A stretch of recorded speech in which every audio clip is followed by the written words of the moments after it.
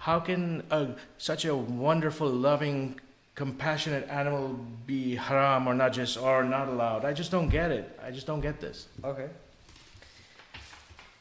You'd be surprised. It's not a 9-year-old. It's adults. It's actually people who are still single mostly. That's at least the people I guess who the come reason to I me. ask you to present you these ages because where I imagine your kids are going to be. So when you're about 80 years old, it'll be 40-year-olds asking the questions.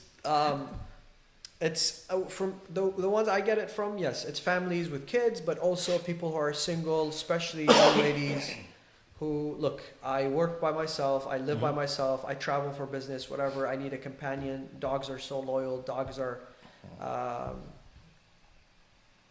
very loving and kind. Does Islam say otherwise? Absolutely not. Let me take a moment and make reference to chapter 5 of the Holy Quran, verse number 4. يَسْأَلُونَكَ مَاذَا أُحِلَّ لَهُمْ. They ask the Prophet, what is halal for them? Apparently people, I see this 2 different ways. They came to Rasulullah and said, can you define what is halal for us?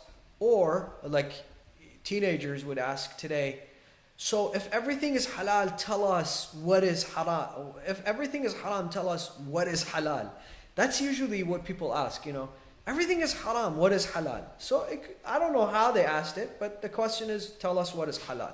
So Quran starts listing what is halal until it speaks of hunting that was done and collected by hunting dogs, right? So let's say you do a hunting, the dog goes, picks up that hunt and brings it to you. You can eat that. And then the Quran speaks of training those dogs to do that. That was something that was used then. So with that said, scholars came and said you can train them to protect your homes, protect your crops, protect your herd, and most importantly now, if you're blind, they walk you, they aid you, they help you in so many different ways. Is that allowed? Is that okay? Yes, it's allowed. It's okay.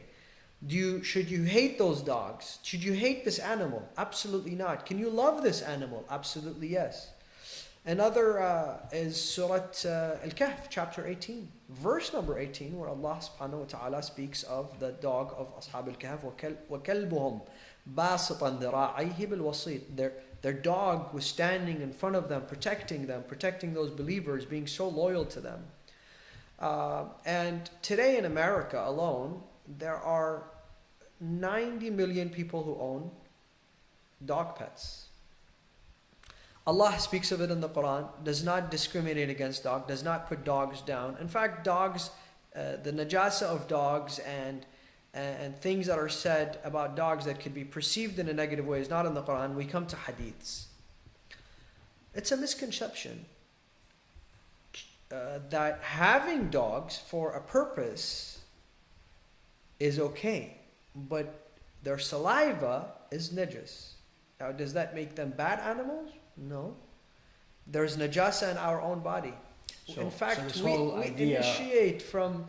So among the various things that are given, one of them is that the angels don't come to the houses with have dogs in them. Okay, so the word dar and bait are used differently back then and today. Okay. I would say keeping the area in which you pray and inside your home. So there's your home, which consists of the backyard, your garden, your whatever, your balcony, inside your home, and then inside your bedroom. Those are the 3 categories. Is it okay to have it inside your backyard? Yes. Will angels come and go? Yes. Inside your home, inside your bedroom, and we should make a point to say that in Islam it is recommended that you pray in your bedroom. So keep your musalla in your bedroom and pray in your bedroom. That's how Islam teaches us. Your prayers inside your home. Other than that, you pray in the masjid, obviously. So if you can make it to the masjid. So in that place where you pray and inside your bedrooms, the dog should not be there.